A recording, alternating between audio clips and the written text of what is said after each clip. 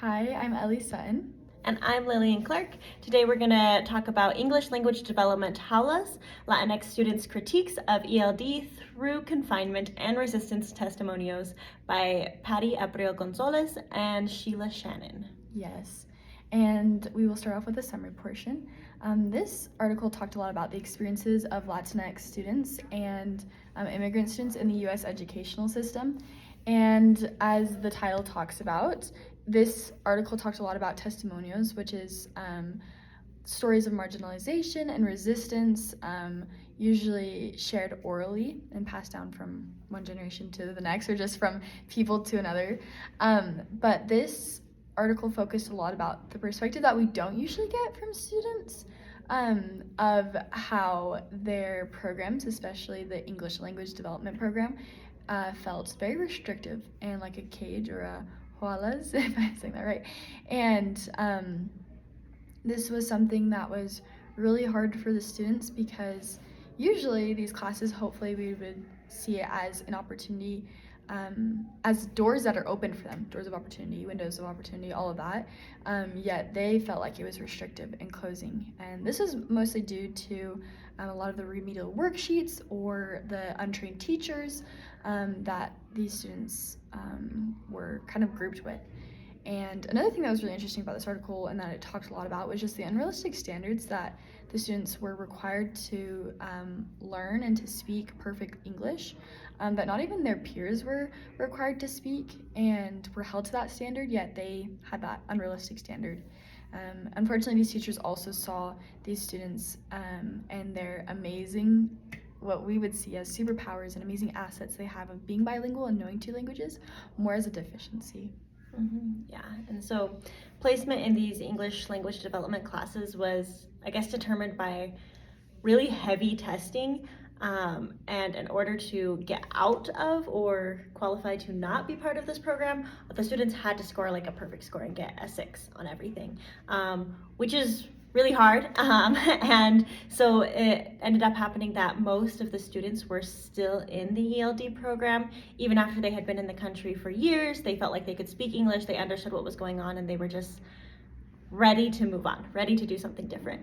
And they said that classes were really boring and they were mostly just reading beginning level text like the Junior Scholastic.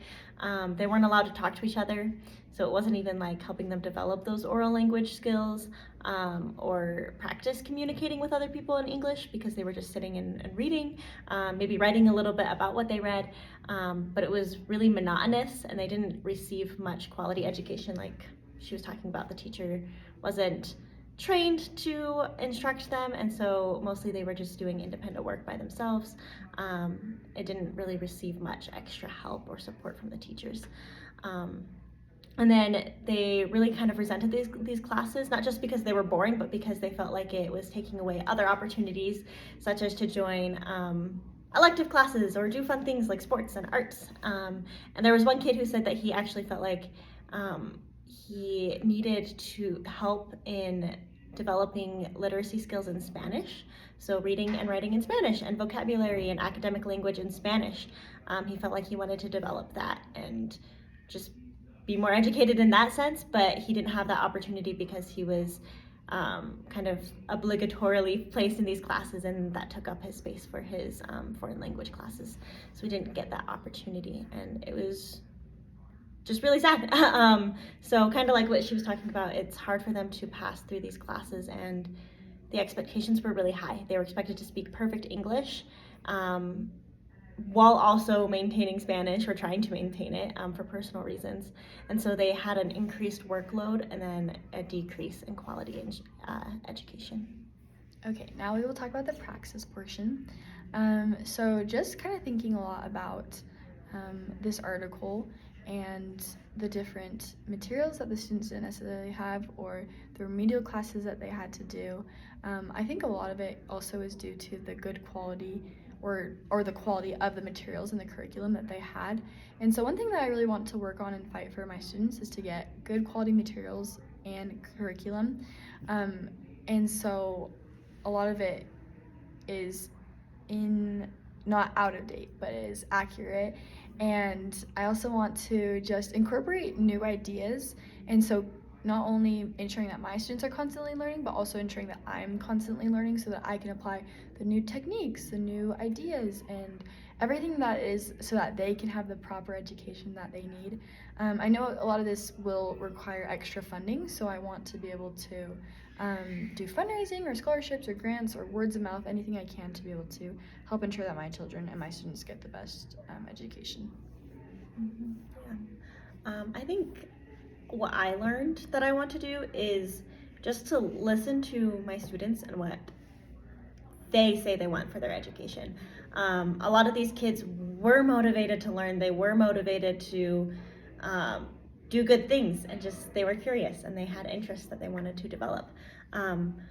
But because of these classes, they felt like they were held back or they didn't have that same opportunity.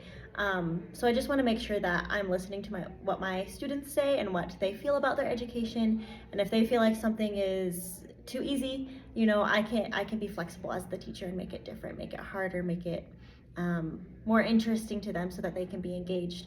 Or if they say that like this just isn't the way that they're learning, or whatever it may be, I want to make sure that I am seeing them as partners in education and I'm allowing them to have a say in the way that I teach and the way that they learn, instead of, I guess, viewing them as an enemy, which sometimes I think teachers can when you're struggling with like behavior and things like that. You want to make sure that all your students are on the same page. But I want to make sure that I'm also listening to them and not blocking out their voices. We will now talk about the reflection portion.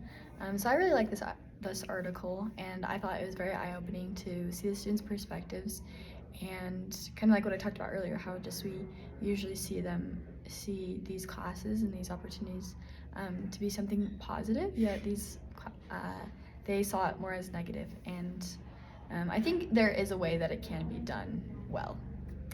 But anyways, it was just sad for me to see that there are lots of teachers who will just keep doing what's been done because it's more of a routine or what they've been told, rather than going outside the box and thinking what's really best for their students. Yeah, that's a really good take. Yeah, I liked this article. It was, again, really eye-opening. And I agree that especially that all programs need to be improved and continue forward with creativity to engage the students and to help them the best way possible. Especially their program, it seems like it really was not very beneficial and not great.